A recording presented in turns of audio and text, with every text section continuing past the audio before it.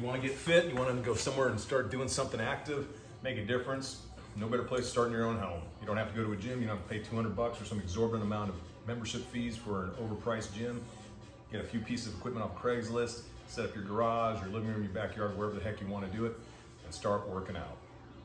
But people always wonder, okay, so that's great, but I don't necessarily know that I want to start loading myself up and going ham in my yard. Totally understandable. First thing you got to do is start to move your own body. And I'll tell you right now, most humans are horrible at it. They've gotten horrifically weak, so weak in fact that they can't even move their own body weight through proper ranges of motion besides walking and sitting down. And even that's questionable at times. So the first thing we're gonna start talking about is simply being able to move your body. And that's the bare bones basics of it. We're gonna start looking at simple things like push-ups, sit-ups, air squats, lunges, movements that you can do at home on your own without any equipment really, and then simply start your fitness journey that way. You gotta think about this here.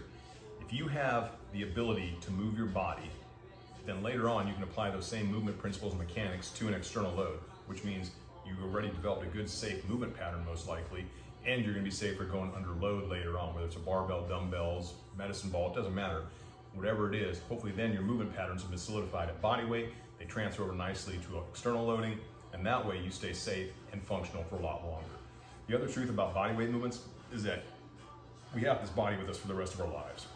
And that being the case, as you get into your later years, it becomes harder to maintain and or gain fitness. The last thing you want is to be unable to move your own body. I don't know about you, but I don't want people helping me up off the toilet. Provided I don't have a major injury, I should be able to sit my ass down and stand my ass back up. What is that? Quite simply, an air squat, nothing different. If I fall down, I want to be able to get back up. That's a push-up. If I fall down, I need to get up quickly. There's a burpee for crying out loud. If I fall on my back, I need to get up. There's a sit-up. If I have to pull something up because I fell down again, I can pull myself up because I learned how to do pull-ups or ring rows. So all these have some place in life. You just have to think outside the box. Do they hurt? Do they suck? Is it hard to do? Do you get sweaty? Do you get achy? Do you get sore the next day? Make your heart go pitter-patter? Sure. Big deal. Suck it up, buttercup. You're gonna get fit, you're gonna pay a price, and that's okay. Got to realize nothing comes for free. So you start with body weight movements and you move up from there. I get a kick out when I go to my jiu-jitsu classes at night, and there's people of all sexes, ages, and they're all in there for different reasons. Some want to do the sports side of things, be competitive with it. Other folks just want an outlet. Other folks want fitness. Other folks want self-defense, maybe a little bit of all the above. Nonetheless, I find it interesting when the women come in there and I talk to them later. And I'm always in great admiration of the women who come into a martial arts class of any sort and actually want to get in the mix, and because they want to learn how to defend themselves, defend their family, develop confidence, all those things. Those are hugely important.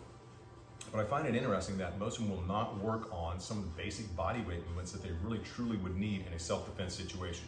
Because think about it, female and even male, if you cannot move your own body weight successfully, productively, what makes you think you're going to move somebody else's off of you?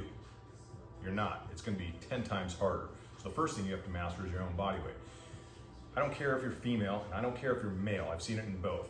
The simple inability of not being able to do a push-up or a handful of push-ups or a simple single pull-up or a handful of air squats is so prevalent and so bad in today's society. It's leading to a whole group of unfit people who are later on going to be care home patients. That shouldn't be you, that shouldn't be me. It's not going to be me if I can help it. So don't head down that path now. First thing you need to do is learn how to move your body. So that's what we're going to start talking about here slowly. Movements, push-ups, air squats, sit-ups, pull-ups, lunges, things that you can do at home, in your garage, in your backyard. Later on, you can build yourself up a nice working weight set of some sort through Craigslist stuff or cheap purchases at the local sporting goods store, whatever it may be. And you can start adding some external loads, but there's a ton of stuff you can do on your own with just body weight stuff alone, and we're gonna start talking about that. So at least you have a leg up, so to speak, on getting your fitness kickstarted, because that's truly what it's about. Your fitness equals your longevity, your happiness, your self-confidence is improved, all the things that will make you better for your family, for yourself, and for society as a whole. So let's get into it. We'll start working on it. Remember, this is all about moving your body and just taking small steps little by little. So hang on for the ride. It ought to be good. Trust me, you'll enjoy it. You'll thank me later.